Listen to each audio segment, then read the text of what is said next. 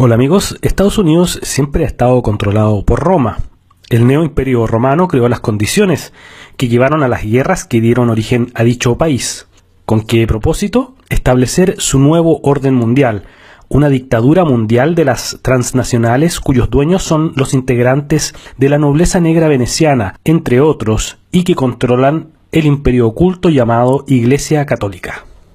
Su ejército son los jesuitas, sus peones a sacrificar los sionistas, sus tontos útiles y futuros carceleros los comunistas. Crearon Estados Unidos con el fin de engordarlo al máximo y luego dejarlo caer, y con él caería el resto del mundo. Esperan las condiciones perfectas que incluyen desastres naturales, quizás detonados por armas geofísicas, las que están prohibidas por la ONU, falsos ataques terroristas y una mala economía. La inmensa deuda pública de Estados Unidos, la más grande de la historia, es impagable y en algún momento reventarán la burbuja. La capital de Estados Unidos, Washington, D.C., aunque independiente, está ubicada de alguna manera al interior de la tierra jesuita por excelencia, Maryland, o la tierra de María. D.C. significa Distrito de Columbia.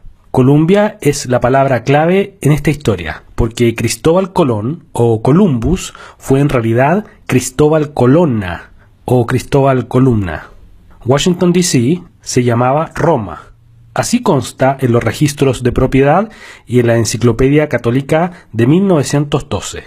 En el capítulo 15, página 558, en la entrada de Washington, podemos leer: en 1669, una parcela de terreno llamada Roma fue trazada para Francis Pope. Francis Pope, traducido al español, es Papa Francisco. El favorito de Ignacio de Loyola, fundador de los jesuitas, se llamaba Francisco Javier, extendiéndose hacia el sur de una ensenada llamada Tíber. El Tíber es el río más largo de Italia. Este caballero, Papa de Roma en el Tíber, fue sheriff del condado de Charles y con toda probabilidad un católico. Como podemos ver desde un principio, Roma estaba estableciendo que Estados Unidos era de su propiedad. Los terrenos donados para fundar Washington, D.C. pertenecieron mayormente a católicos. La familia Carroll fue una de ellas y tuvo especial relevancia en el evento. Daniel Carroll, uno de los padres fundadores de la patria estadounidense, era católico y fue el encargado de encontrar el terreno para fundar Washington, D.C. Él donó uno de los terrenos. En el capítulo 3, página 381 de la Enciclopedia Católica de 1912, en la entrada de Daniel Carroll podemos leer que el Capitolio fue construido sobre los terrenos transferidos por Carroll al gobierno, y en 1663 todo ese terreno pertenecía a un hombre llamado Papa, o sea, Pope. Toda esta información anterior se eliminó convenientemente de la edición de 1967 de la Enciclopedia Católica.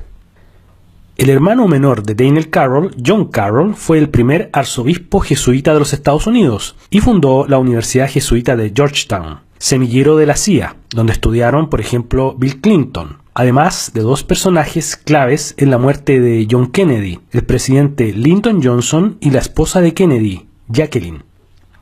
La canción Killer Queen del grupo Queen insinuaría que Jackie Kennedy estuvo involucrada en el asesinato de su esposo. La palabra Capitolium significa templo de Júpiter. En el Vaticano podemos ver un domo frente a un obelisco. El Capitolio estadounidense es un domo y frente a él también podemos ver un obelisco. Sobre el domo del Capitolio se encuentra la estatua de la Dama de la Libertad, esculpida en Roma y vaciada en Estados Unidos. En su base puede leerse E pluribus unum, de muchos uno. El diseño original incluía en la cabeza de la dama un pileus, o gorro píleo de la libertad, como los que usaban los esclavos liberados en Roma. Este era otro mensaje del Vaticano haciendo ver su propiedad sobre los habitantes de Estados Unidos. Pero en su momento el secretario de Guerra de Estados Unidos alegó que todos en ese país nacían libres y que tampoco nadie sería esclavizado, por lo que debía eliminarse el gorro. Finalmente se agregó un casco a la cabeza de la dama. Si se mira de cerca, en su prendedor puede leerse US, United States, pero si se mira con detención también parece decir ISIS, porque en realidad la Dama de la Libertad es Isis Perséfone, la reina griega del inframundo. Por supuesto los egipcios la conocían como Isis, la gran diosa madre. Se sospecha que el logo de los jesuitas rinde honor a Isis, Horus y Seb, en vez de a Jesucristo, Salvador del mundo. Tras una restauración que duró meses, el 23 de octubre de 1993 se instaló nuevamente en la cúpula la Dama de la Libertad. La ceremonia de reposición fue presidida por Bill Clinton, estudiante de la jesuita Georgetown, tal como se hizo mención anteriormente. Para los jesuitas, el 23 de octubre es una fecha especial, pues su fundador, Ignacio de Loyola, nació un 23 de octubre. Tampoco es casualidad que un 23 de octubre Alberto Hurtado fuese beatificado, Lenin haya obtenido el voto para la insurrección armada un 23 de octubre. Richard Nixon anunció la retirada estadounidense de Vietnam un 23 de octubre. El IRA, Ejército Revolucionario Irlandés, anuncia su desarme definitivo un 23 de octubre. Al interior del Congreso, en el Capitolio, podemos encontrar las fasci, símbolo de la fuerza republicana romana. También aparecen columnas. Columnas es lo mismo que colonna. De hecho, el sello del Senado de Estados Unidos incluye las fasci y un gorro píleo, prohibido en la estatua de la Dama de la Libertad. El emblema de los Knights of Columbus o Caballeros de Colón, la mayor asociación fraterna católica del mundo, incluye también las fasci. Esta influyente orden tiene 1.900.000 miembros en todo el mundo y fue fundada en Connecticut en 1882. El Papa Juan Pablo II se refirió a ella como el fuerte brazo derecho de la Iglesia Católica. En el edificio de sus cuarteles generales destacan 4 columnas en sus esquinas, o 4 colonnas. Las columnas son también muy importantes en la masonería, como ustedes lo saben. Hasta hace un par de décadas atrás se nos enseñaba en el colegio que Cristóbal Colón era un marino español de muy humilde origen, que por fortuna llegó a los reyes de España, quienes financiaron sus hazañas. Y eso nos creíamos desde niños. Esta tesis se sostuvo por siglos, pero como la verdad siempre sale a flote, hoy aceptamos como cierto que Colón fue un genovés, o sea, nació en lo que hoy conocemos como Italia. En el año 2001, el periodista italiano ganador del premio Scano, Ruggero Marino, luego de una investigación que duró 12 años, llegó a la conclusión de que Colón era en realidad hijo del Papa Inocencio VIII. Posteriormente, en el año 2004, los historiadores Leonero Boccianti y Renato Viaggioli presentaron nuevas investigaciones que confirmaron y ampliaron los descubrimientos de Ruggero Marino. La madre de Cristóbal fue entonces Ana Colonna, por eso la importancia de las columnas. Ana fue integrante de la familia de nobles italianos cuyo origen se remonta al menos al año 864. Ana Colonna tuvo a Cristóbal en una relación extramarital cuando ella tenía 40 años y el futuro papa 14. Y años más tarde el mismo Inocencio VIII daría en adopción a Cristóbal a la familia Colombo, pero Cristóbal Colonna no fue olvidado, su padre tenía grandes planes para él. La familia Colonna es tremendamente relevante en la historia de la misma Génova. En 1522, las tropas españolas de Carlos I, comandadas por Próspero Colonna y Fernando de Ávalos, tomaron Génova. En pantalla aparece el Próspero Colonna del siglo XXI, el exponente más famoso de la familia Colonna. La carrera marina de Cristóbal Colonna fue apoyada desde su principio por la familia Doria, a quienes pertenecían los tíos de Cristóbal. La familia Doria se ha casado en muchas ocasiones con la familia Colonna a través del tiempo. En Colombia actualmente hay personas que llevan el apellido Doria, y el tercer escudo de Colombia incluía las fasci. El departamento de Santander del Norte en Colombia también incluye las fasci. La familia Colonna se casó con la Casa de Alba de Salamanca en España. La bandera de Salamanca incluye las columnas.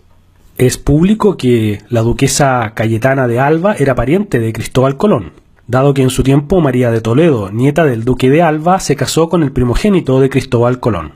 En su libro Cristóbal Colón, el último templario, Ruggero Marino revela que Colón sabía que encontraría América y no las Indias, navegando al oeste.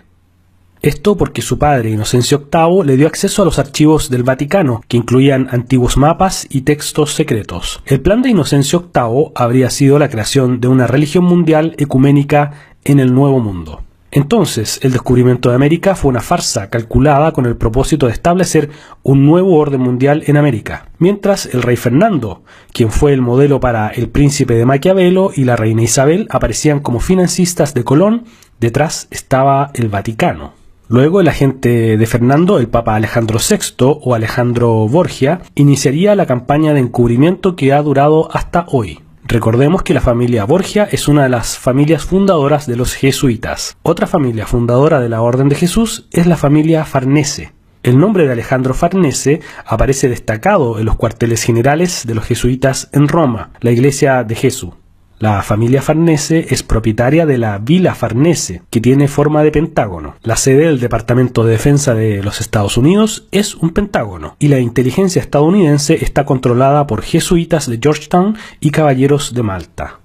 El profesor de la Universidad Jesuita de Georgetown y mentor de Bill Clinton, Carroll Quigley, fue el historiador del Nuevo Orden Mundial y uno de los pocos historiadores que han hecho referencia a la influencia de las sociedades secretas en la historia contemporánea. En su libro Tragedia y Esperanza habla abiertamente de su pertenencia a estos grupos y a la intención de los banqueros internacionales de establecer un gobierno mundial. Por supuesto, no toca a los jesuitas en su libro y le echa toda la culpa a sus subordinados de manera de despistar. No puedo encontrar el árbol genealógico de Carroll Quigley, pero me imagino que está emparentado con James Quigley, el obispo jesuita de Chicago, que declaró al Chicago Daily Tribune el 5 de mayo de 1903 que dentro de 20 años este país dominará al mundo.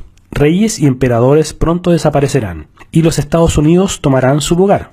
Cuando los Estados Unidos dominen el mundo, la Iglesia Católica dominará el mundo. Nada puede oponerse a la Iglesia Católica. Me gustaría ver un político que tratase de gobernar en contra de la Iglesia en Chicago. Su reinado sería bastante corto.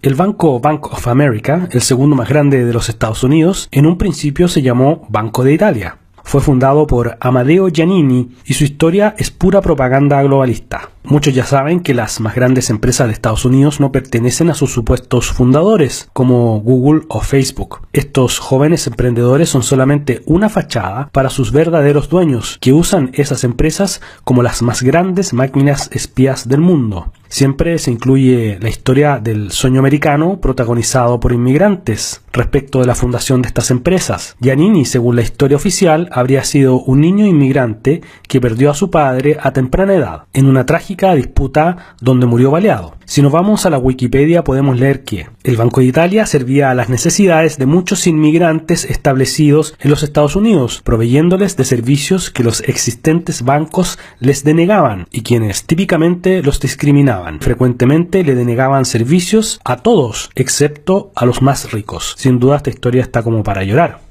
Además, Giannini le habría pegado el palo al gato cuando un terremoto azotó San Francisco, lo que desató tremendos incendios. Giannini arriesgó su vida para retirar el dinero de la bóveda de su banco. Esto para que no se fueran a destruir los ahorros de los sacrificados inmigrantes, lo que le permitió suplir de dinero a la afligida población en esa dura situación, además de generarle una ventaja respecto de los bancos competidores que permanecieron cerrados durante el desastre.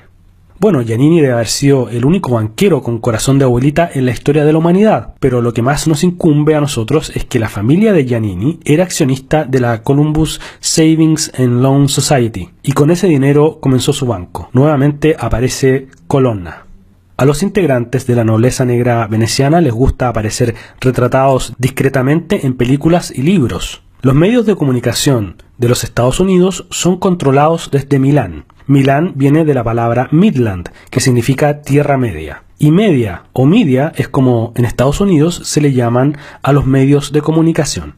El único primer ministro judío que ha tenido Inglaterra fue Benjamin Disraeli. Disraeli fue puesto en ese cargo por la casa Rothschild. El apellido original de los Rothschild era Bauer, y se lo cambiaron a Rothschild por un escudo que colgaron en la fachada de su casa. Rothschild significa escudo rojo, y los romanos usaban escudos rojos en sus batallas. El escudo de armas del Vaticano es rojo. Disraeli era además un escritor, y en su libro llamado Coningsby se pueden encontrar 3 personajes de apellido Colonna. Disraeli además escribió un libro llamado Venecia.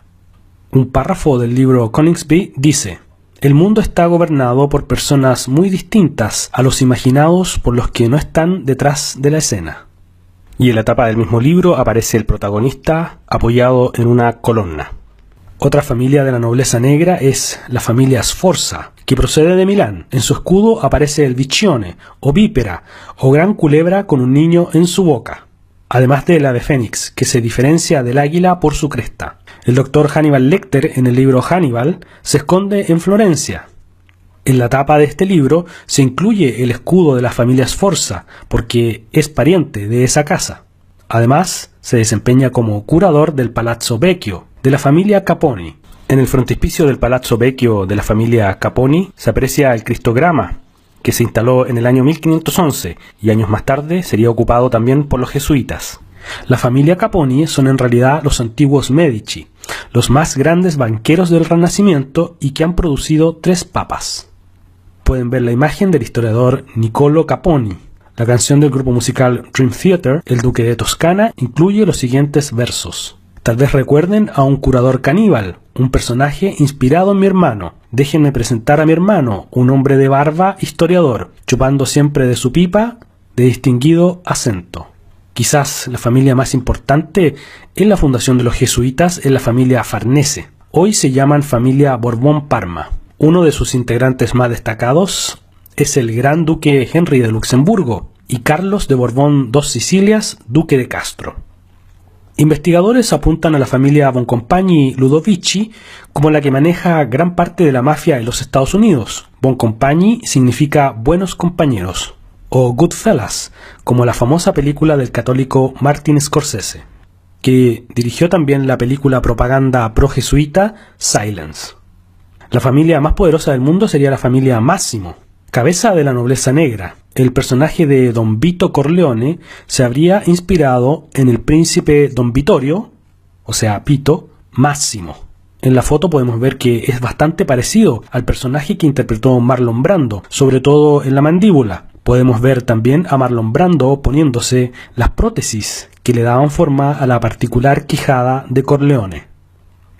Tanto los escudos de la familia Massimo como la de la familia Corleone en Italia incluyen al leone. El hijo del príncipe Vittorio, Stefano Massimo, sería el controlador máximo del Vaticano. El nombre Stefano proviene del griego y significa corona o coronado. Bajo otras interpretaciones se traduciría como el coronado de hoja de laurel o el victorioso, tal como su padre Vittorio. El príncipe Stefano funciona tras la fachada de fotógrafo de modas, pero tiene un especial interés en fotografiar a niños en zonas de conflictos. Ustedes me entienden, ¿cierto? Bueno amigos, si quieren saber más sobre este tema, les recomiendo buscar sobre la nobleza negra veneciana. Nos vemos en otro video.